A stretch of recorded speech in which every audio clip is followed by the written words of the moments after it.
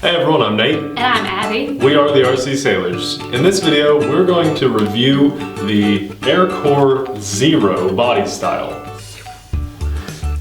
The looks of this plane are very scale to the actual Zero plane. If you're a fan of World War II planes, then you'd be a fan of this plane because of the realism factor.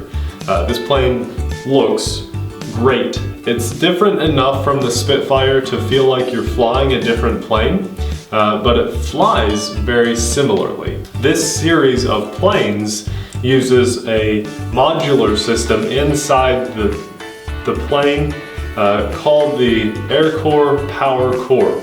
And it's really nice because you can swap it out of one plane and into another within 30 seconds or so. I mean, it's a really quick switch. The Zero has magnetic servos that connect up to the power core, and that's what controls your rudder, your elevator, and your ailerons. What do you think about this plane? I kind of think it's ugly. That's just me. Well, you can blame the Japanese for that, I guess. They did a great job making the plane. This looks just like the real plane. I use my Tactic transmitter to control this plane. It works very well. I did not have to rebind anything when I took the power core out of the Spitfire and into the Zero, and I didn't have to trim anything. It flew very nicely in very strong winds. Until he crashed and burned. She's right. I did crash. Actually, it was a really awesome crash. Okay, you want to talk about plane durability? This is my first plane cartwheel landing. I mean, just watch.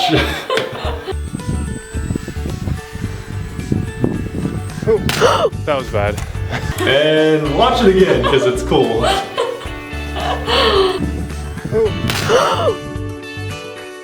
This is actually, you're looking at the plane after we have just glued two little parts back together. It's not perfect. It's not perfect, but I don't know. It should fly. I don't know. You can probably see that it broke right here. You can see underneath. Right in between the black and the green is where it snapped. So we had to glue that, and the little tab under the wing kind of broke. That was it. Everything else just kind of fell apart. The power core flew out. The prop snapped off the way it's supposed to. It looks way worse than what it was. I'm surprised the power core didn't get damaged with such a strong impact. Yeah. And you might want to note too, my landing gear wheel guards, they're still on this, which is amazing that they survived that crash. I really thought that would have been the first thing to fall off.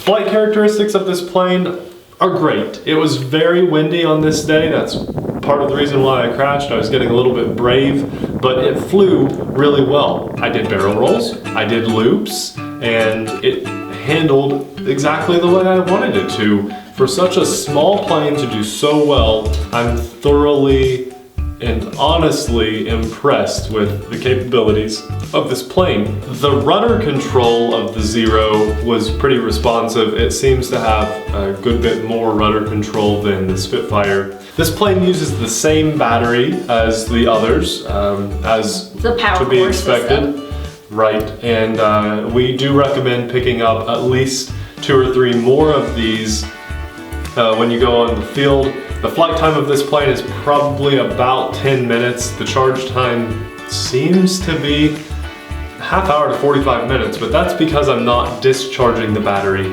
all the way. So it's already got a bit of juice in there. The plane itself is a $45 body, so that's a great deal. The RC Sailors would definitely recommend this plane, but to a specific buyer. I would highly recommend this plane to someone if it is your second or third plane and you're looking at getting into the AirCore system.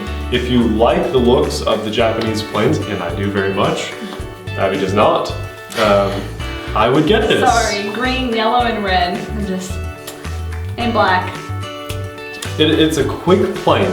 If you didn't watch our other review, I encourage you to check it out of the Spitfire because this is similar, but if you're looking at your first RC plane, I don't really recommend this to be your first plane, simply because it's small and it's quick and it's pretty snappy. And I still can't fly this one either. Right. I wouldn't hand the controls of this plane over to a person that had never flown it before. Too bad the battery's not plugged in. We want to thank Hobbyco for sponsoring this episode of the RC Sailors, and we'd like to especially thank you for watching. If you found this video useful, then head on over to our channel and check out a few more of our reviews and just some of the fun videos we do with RCs. We really appreciate it, guys.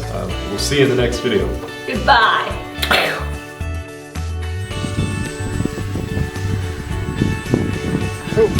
That was bad. Oh man! Oh Nathan! What did you do?